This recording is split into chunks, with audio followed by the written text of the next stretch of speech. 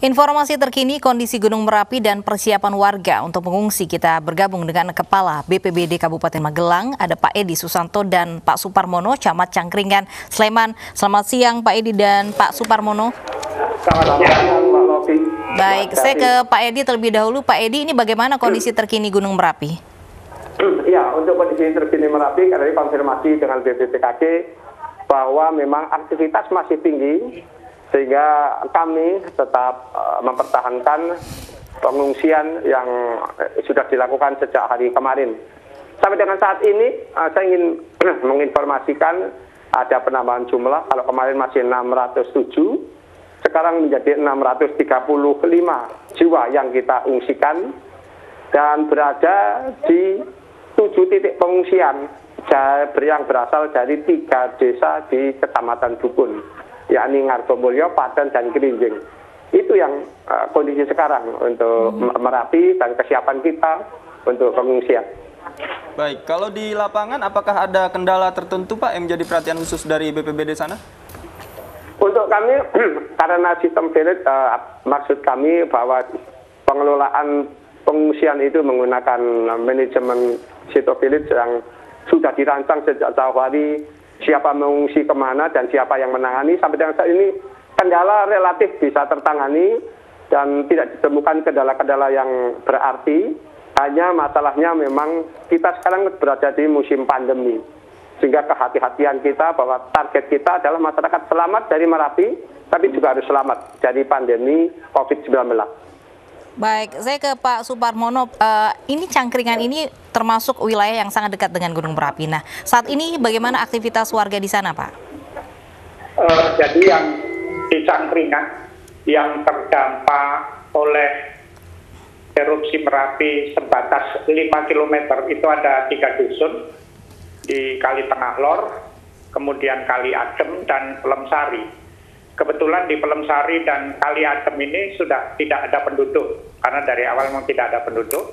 Tinggal kita konsentrasi yang di Kali Tengah Lor.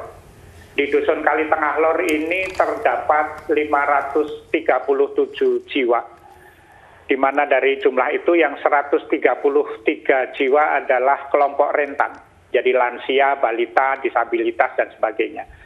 Jadi kelompok rentan ini rencananya nanti sore jam 3 akan evakuasi mandiri ke barak pengungsian di dekat Balai Desa Glagaharjo.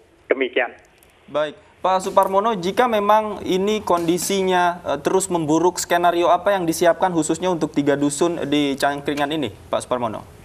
Jadi kalau masalah pengungsian, barak pengungsian, di Cangkringan ini ada 7 barak pengungsian.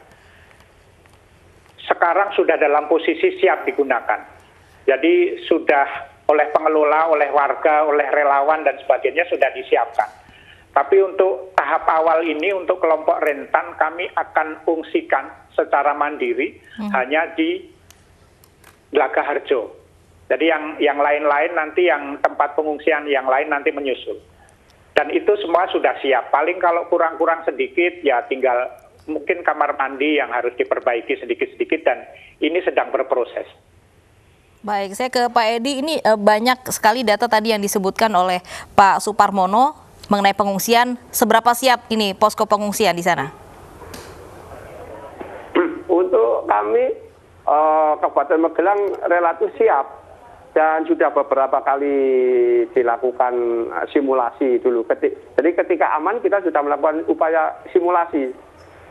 Sehingga sejak awal mereka tahu kemana harus mengungsi. Dan tamu yang desa yang akan menjadi tempat pengungsian juga sudah tahu bahwa akan ada pengungsian dari desa pasangannya. Bahkan dengan jumlah berapa kita sudah tahu. Karena kita sudah mengetahui data-data awal, berapa balita, berapa perempuan, berapa laki-laki. Maka persiapan logistik pun sudah sejak awal sudah kita rancang sedemikian rupa. Sehingga ketika terjadi seperti sekarang semua melakukan pengungsian, semuanya sudah tinggal buka balik buku yang tadinya menjadi rencana kontingensi, sekarang sudah menjadi operasi. Relatif semua bisa kita laksanakan dan semua siap. Soal kemudian apakah ditanyakan, apakah semuanya sempurna, tentu sesuai dengan dinamika di lapangan dan kondisi di lapangan, tapi semuanya bisa disesuaikan dengan baik dan kita merancang pengungsi kami adalah pengungsi yang aktif. Pengungsi yang aktif itu artinya di sini mereka hidup seperti di tempat biasa, di rumah biasa. Masa ya mereka bersih-bersih tempat lingkungan mereka mengungsi juga mereka, sehingga ini mengurangi kejenuhan dan mereka tetap aktif, kesehatan bisa tetap terjaga. Itu kita lakukan. Baik, terakhir saya ingin ke Pak Suparmono, Pak. Apa saja saat ini yang paling dibutuhkan oleh warga Cangkringan, Pak? Kalau tempat untuk pengungsian relatif sudah terpenuhi ya, dari DIY, dari Pemkab Kabupaten Sleman sudah terpenuhi. Hanya yang kami kemudian agak konsentrasi, yang spesifik di Cangkringan ini kami punya ternak banyak. Jadi itu yang mulai hari ini kita buat shelter ternak untuk tempat pengungsian ternak. Jadi ternak sapi di Dusun Kali Tengah Lor sendiri ada 294 ekor sapi. Ini yang kemudian nanti secara bertahap juga akan kita ungsikan ternak-ternak ini. Karena ini spesifiknya Cangkringan, banyak ternak sapi baik sapi perah maupun sapi potong. Baik, artinya tidak hanya warga Cangkringan namun juga ternak juga membutuhkan perhatian pada saat mengungsi nanti. Terima kasih Pak Suparmono dan Pak Edi sudah bergabung bersama kami. Kami nantikan terus update informasinya. Terima kasih Bapak-Bapak, selamat siang.